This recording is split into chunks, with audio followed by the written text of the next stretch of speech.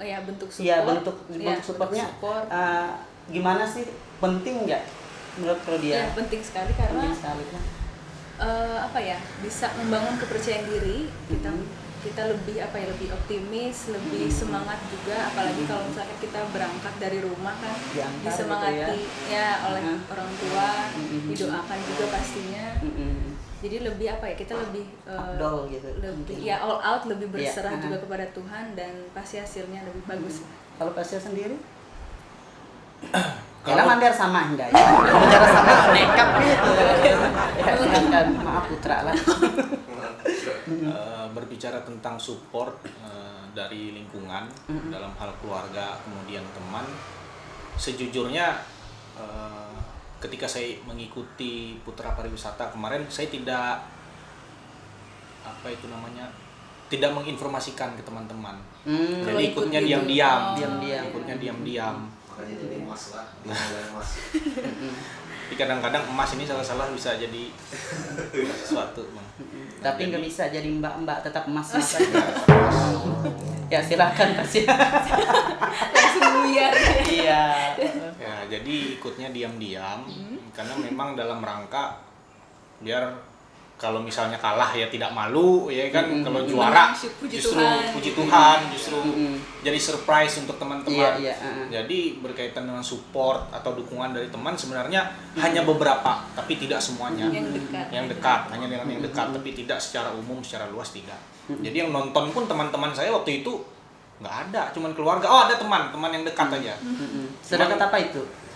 Sepupu. Sepupu lah, keluarga lah, memang sepupu dekat. Hubungan spesial juga ada. Iya. Sampai sekarang memang nggak ada. Ada. Oke. Pintar medsos. Ya, saya memang senang mojok-mojokin orang seperti itu ya. Silahkan lanjutkan. Ya, itu aja sih sebenarnya. Dukungan support dari teman hanya ada beberapa karena memang diam-diam, tapi yang terutama dukungannya dari keluarga sih. Karena kebetulan kakak saya dulu juga duta Tambun Bungai, jadi beliau lah yang banyak memberikan masukan, memberikan saran seperti itu. Tapi memang seperti yang dia bilang tadi, sangat amat penting dukungan dari orang-orang sekitar kita, khususnya keluarga, orang tua gitu kan. Karena itu memang semacam penyemangat ya. Jadi membuat kita tuh semakin percaya diri ibarat kata. Karena kita tuh jujur dengan orang tua, keluarga.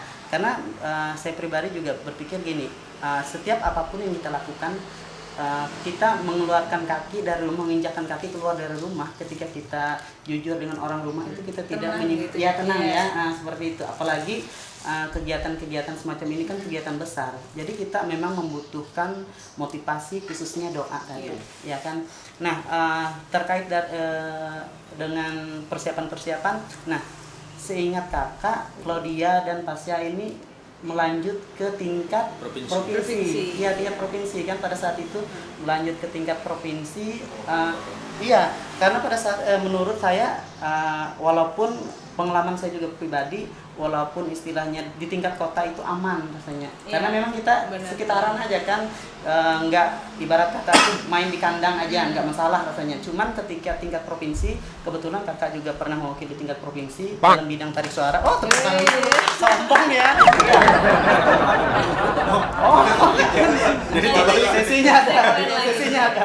Iya, pada saat itu kebetulan waktu itu punya kakak di Jakarta. Nah, apakah mungkin menurut kakak pengalaman yang demikian itu suatu tantangan atau menambah tantangan untuk kita sendiri, atau bikin kita semakin ciut kira-kira kalau Pasya atau Claudia sendiri pada saat itu ketika dipercayakan menjadi seorang wakil dari Provinsi Kalimantan Tengah pada saat itu, Palangkaraya kota lah ya, kota. Nah, kira-kira apakah semakin mengecil rasanya, ini keluar nih atau karena kita merasakan, apalagi karena gini, kalau dulu pernah teman-teman itu cerita, orang Kalimantan itu tempatnya hutan gitu kan, mereka berpikir primitif gitu. Jadi pada saat kita ke situ tuh rasanya tuh kayak kecil gitu loh. Ibarat kata apakah rendah diri setelah itu, atau malahan aku nih harus persiapan nih sedemikian rupa matang, atau gimana sih perasaan kalian pada saat itu? mewakili Palangkaraya. Kota Palangkaraya. Ya, pasti ada dulu. Iya. Karena beli ikan sama nih kuahnya karena ya silakan pasti ya. Ketika saya mewakili dengan Claudia mewakili Palangkaraya ke tingkat provinsi kala itu, ini kan merupakan kepercayaan, kepercayaan sekaligus amanah. Ketika kita mengemban satu kepercayaan orang banyak, ini merupakan tanggung jawab. Nah, ketika kepercayaan, amanah dan tanggung jawab dikolaborasikan menjadi satu, ini melahirkan suatu optimisme, melahirkan suatu kepercayaan diri yang membuat tentu saja kita semakin bergebu-gebu. Apalagi kesiapan-kesiapan yang sudah kita lakukan itu dari jauh-jauh hari. Khusus terima kasih untuk Sanggar Betang Batarung, kemudian Dinas Pariwisata Kota Palangkaraya yang memang secara khusus dan membina secara khusus dan intens untuk membina kesiapan-kesiapan dari saya dan Claudia kala itu. Jadi tanggung jawab tadi, kepercayaan tadi dibungkus dalam suatu kerjasama dengan pihak-pihak terkait, itu membuat kemudian semangat kita berapi-api. Jadi kalau dikatakan bahwa kita ciut, kita rendah diri, kita agak takut, sama sekali tidak ada perasaan itu. Justru kita optimis juara kali ini. Iya. Justru optimisnya juara. Iya betul. Ini sebelum ke Claudia nih, sebelum Claudia menambahkan, kira-kira kenapa sih bisa seperti itu perasaan Pasya pada saat itu gitu loh? Karena optimis itu tadi maksud saya, karena memang di luar sana kan tidak semua orang bisa berpikir demikian gitu loh. Ya, yang pertama tentu saja Tuhan yang mengajarkan bahwa Tuhan Yesus Kristus mengajarkan kita untuk menjadi kepala. Kita dilahirkan menjadi seorang pemenang, bahkan lebih dari seorang pemenang. Itu yang utama. Kemudian yang kedua adalah kita tahu kualitas kita. Kita tahu batas kita. Dan batas yang sudah kita bangun bersama dari awal kita terpilih menjadi delegasi Palangkaraya, kita sudah tahu batas yang kita tempuh ini sudah lebih dari seorang pemenang, karena kita pun tidak serta-merta hanya ikut kemudian berlomba, tidak, tapi kita juga memperhatikan kabupaten-kabupaten lain bagaimana, putra-putrinya bagaimana, dan kita bisa mengira-ngira, dan perkiraan itu yang kita akumulasikan bahwa kita optimis juara. Cuman ya memang Tuhan berkehendak lain, karena banyak lah faktor-faktornya, tapi ya kita puji Tuhan puas dengan hasilnya. Yang penting kita sudah melakukan yang terbaik dari apa yang itu betul perasaan ketika melakukan yang terbaik walaupun hasilnya tidak akhirnya seperti puas kita betul. Puas. Karena memang ketika kita melakukan sesuatu, istilahnya siang malam kita tidak tidur, kemudian kita mengerjakannya dengan sepenuh hati, walaupun kadang-kadang kita akhirnya mengalami kejatuhan, tidak berhasil tadi, tetapi kita ada kepuasan tersendiri akhirnya. Betul. Ya. Claudia sendiri, kira-kira kalau Claudia gimana sih perasaannya pada saat itu? Jadi pertanyaan kan mengenai apakah rendah diri, apa semakin tertantang. Iya. Kalau dilihat dari persiapan dan perjuangan kami berdua, kami semakin tertantang gitu. Karena tertantang dari membangun chemistry kita berdua ya, karena memang penting, belum dari awal kita dari belum kenal. Waktu karantina di kota Palangkaraya pun kita tidak akrab, jarang komunikasi gitu kan. Ternyata gawe DJ ke rumah pangan. Makanya kalau amun di kesene lah. Memang memang sambil bisa dayakin enggak apa-apa, bahasa Inggris enggak apa-apa. Iya kan? Itu tantangan lah. Iya, tantangan. Semakin tertantang, apalagi kita membawa ibu kota provinsi gitu kan, Palangkaraya. Menambah lagi nih semangatnya gitu. Bukannya rendah diri, tapi kita semakin semangat, semakin yakin, dan memberikan semua yang terbaik gitu.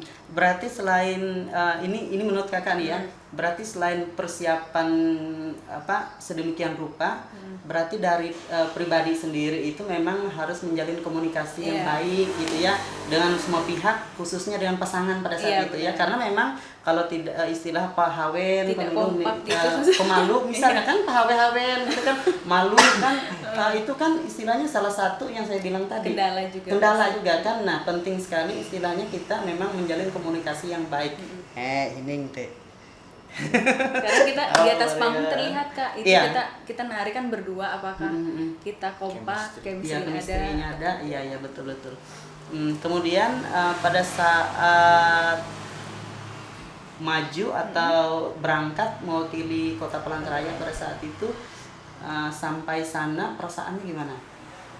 Wow kah, atau itu kan tadi yang Clendo jawab tadi itu kan cuma di sini. Ya, jadi ibarat sama kayak kakak bilang tadi, enjoy aja kalau di rumah itu. Tapi kalau sudah keluar kandang, melihat segala sesuatunya tuh, apakah masih gitu menggebu-gebu rasa itu, atau ciut atau justru gimana? Ini ya kak, kalau saya dulu merasanya pada saat itu ada gengsi tersendiri bahwa kita ini perwakilan ibu kota.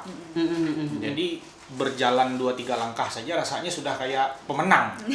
Rasanya. Karena kita kota, ya kan. Betul.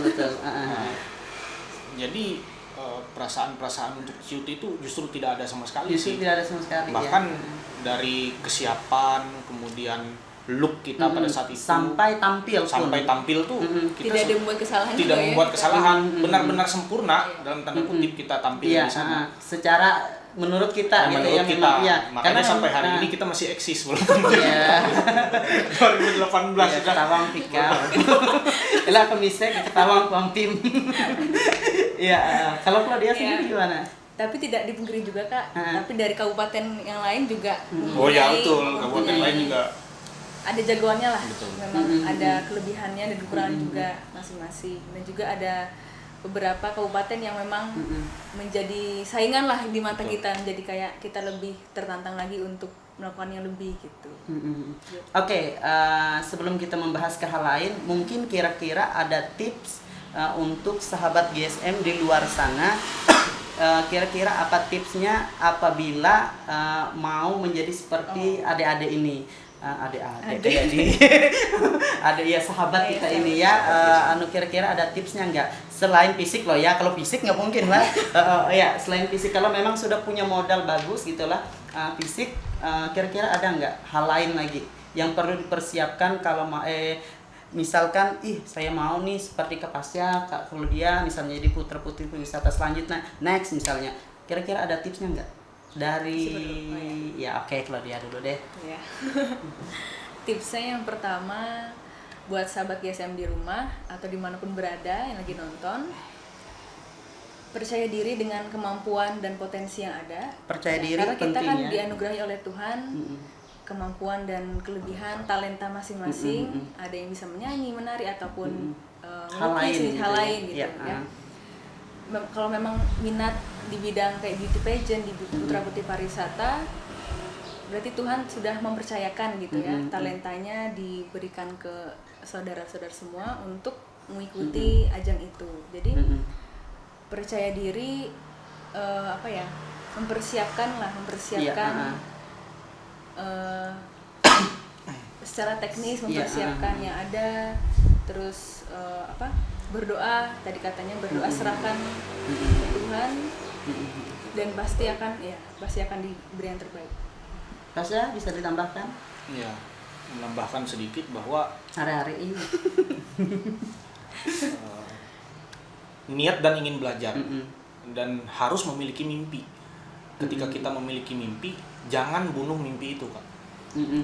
Karena seberapa kuat pun kita memukul mimpi itu, mimpi hanya akan pingsan dan kemudian dia akan bangkit dan bangun di hari tua sebagai bentuk penyesalan.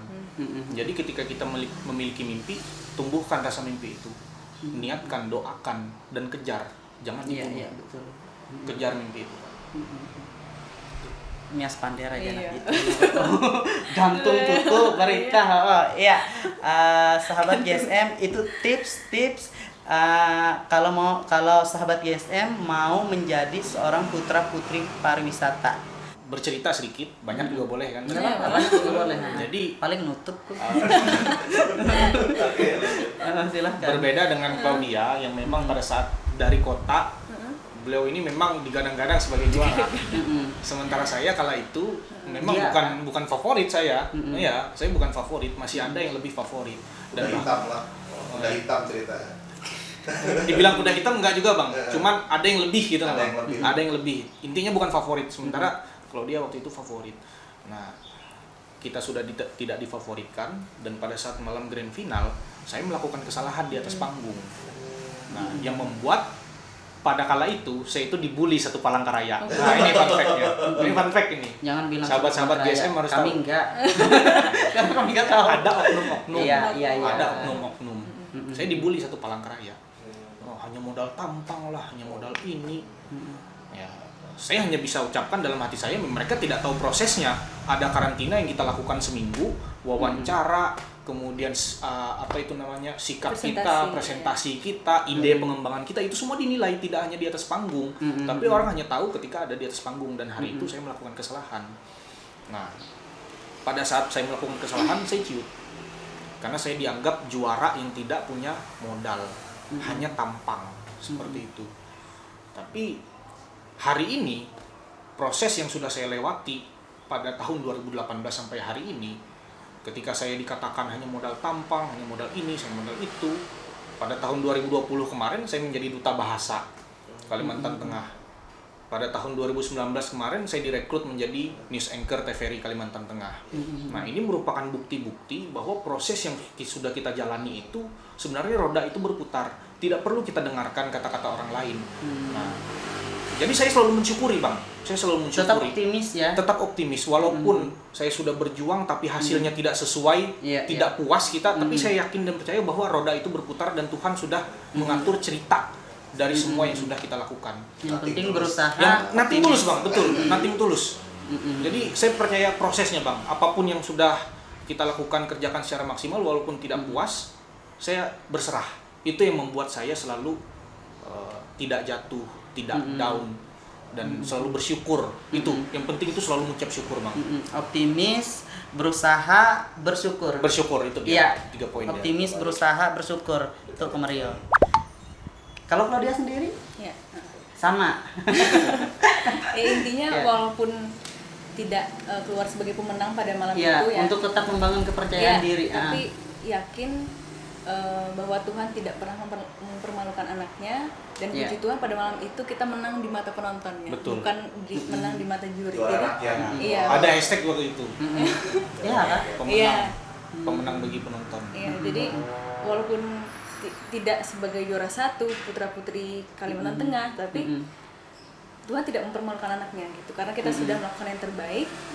Ya pasti Tuhan akan bekerja, dan puji Tuhan setelahnya ya banyak juga pengalaman-pengalaman tergabung di organisasi atau kegiatan-kegiatan lainnya yang membuktikan bahwa kami dua layak gitu ya. Iya. Nah, selain sebagai putra pariwisata, kesibukan Pasya sendiri ini apa sekarang ini? Kalau ditanyakan selain sebagai putra pariwisata pada saat 2018 atau sekarang? Sampai sekarang. Kalau sampai sekarang. Kalau dulu di 2018 memang saya fokus di pariwisata. Banyak kegiatan. Banyak kegiatan memang. Kebetulan pada saat kami menjabat waktu itu memang banyak sekali kegiatan, Kak. Keluar kota, keluar pulau, di lingkup Kota Palangkaraya pun banyak. Jadi keluar rumah yang pasti sering. Keluar rumah yang pasti. Ketawa Amang dengan Acil. Silahkan lanjut.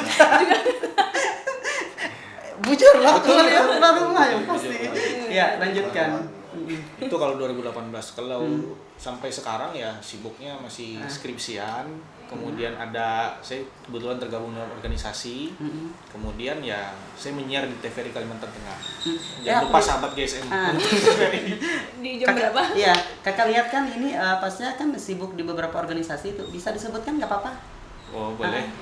Saya kebetulan tergabung dalam DPC Gradasi, itu semacam generasi digital. Kemudian juga ada organisasi di lingkup kemahasiswaan, Gerakan Mahasiswa Nasional Indonesia namanya, bergerak di bidang kemasyarakatan, yang sering demo-demo itu biasanya itu pasti ada aja saya di dalang sih. Bisa kakak ngomongnya untuk demo. Kemudian ya siaran aja sih di TVRI. Iya. Kalau Claudia sendiri apa kesibukannya sekarang? Kesibukannya sekarang puji Tuhan lagi kerja. Ya karena dari putra-putri pariwisata itu mungkin banyak dipercayakan ya. Setelah kuliah puji Tuhan langsung bisa dapat bekerja waktu itu di UPR. Dan setelah itu pindah di BPN kota provinsi. Artinya dari pembicaraan atau obrolan kita ini kakak dapat menarik kesimpulan dari sahabat GSM berdua ini, apapun yang kita lakukan, apapun proses yang kita lewati itu yang penting tetap fokus, semangat, ya, bersyukur. Nah, itu yang paling penting ya. Jadi jangan pernah istilahnya berpuas diri, ya tetap, apalagi masih muda seperti kita ya. Kita dong, jangan ke situ ya. Jadi jangan pernah berpuas diri, jangan pernah istilahnya rendah diri seperti yang kakak bilang tadi, karena kita tahu masing-masing orang itu memiliki jalan hidup dan prosesnya sendiri oleh Tuhan. Itu yang paling penting, ya kan? Nah, sebelum kita menutupi obrolan kita, mungkin kakak mau tanya lagi nih, satu pertanyaan masing-masing untuk Pasya dan Claudia. Pada saat menjalani proses hidup, mulai dari istilahnya kecil mungkin ya, kalau kita bilang dari kecil sampai hari ini, mungkin setiap kita kan memiliki nas pegangan, misalnya yang bikin kita termotivasi dan selalu ingat mungkin selain hal-hal dari lingkungan tadi, nas pegangan kah, adakah Pasya atau Claudia, atau lagu yang bikin menguatkan misalnya. Jadi bisa jadi sahabat GSM termotivasi juga dari nas atau lagu-lagu yang diminati oleh Claudia dan Pasya. Silakan, ada nggak dari Claudia dulu deh? Ya. Kalau aku ada 2 nas pasal yang pegangan. Yang pertama itu Efesus 2 ayat 10. Intinya, tapi aku nggak lengkap tapi bahwa kita adalah buatan Allah gitu. Jangan rendah diri, bahwa kita tuh berharga, intinya itu seperti itu. Dan yang kedua, di saat khawatir atau takut itu Mazmur 91. Karena itu bagus sekali, ajaib sekali ya, isinya bisa menguatkan kita. Kalau untuk lagu pasti banyak banget ya, maksudnya banyak tergantung moodnya ya. Tergantung moodnya. Salah satunya apa ya, dari JPCC itu yang banyak, itu Engkau Turut Bekerja, Immanuel, banyak yang lagi sekarang didengar ya.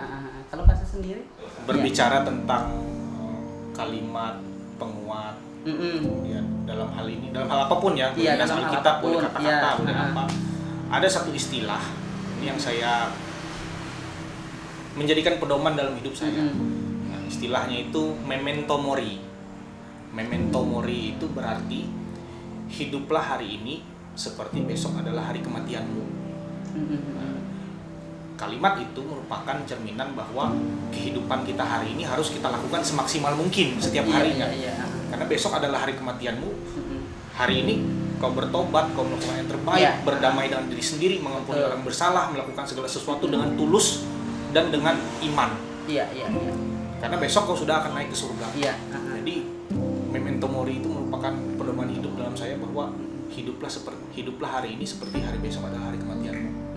Dan itu pasti mereka merinding dengan karena memang gini, memang sebenarnya dari apa yang Pasya katakan, sampaikan tadi, memento mori ya. Memento mori. Nah, hiduplah untuk hiduplah hari ini seperti hari esok adalah hari kematian. Dan itu memang ada kaitannya sebenarnya dengan nas Alkitab. Karena gini, seharusnya kita sebagai orang beriman, orang yang percaya Tuhan itu memang hari ini kita harus melakukan yang terbaik, karena hari besok kita tidak tahu apa yang terjadi. Tetap ada kaitannya. Jadi tetap ada kaitannya walaupun dengan bahasa yang lain gitu. Kak. Nah, seperti itu. Oke, Pasya, Claudia, terima kasih untuk sharingnya, untuk berbagi pengalaman untuk seluruh sahabat GSM di luar sana. Tetap sehat, Tuhan Yesus memberkati seluruh usaha pekerjaan kuliahnya juga ya. Tuhan Yesus memberkati juga untuk sahabat GSM. Oke, demikianlah obrolan kami, perbincangan kami dengan kedua sahabat kami. Saksikan terus obrolan kami bersama dengan tamu kami, sahabat kami berikutnya. Sampai jumpa, Tuhan Yesus memberkati. Shalom.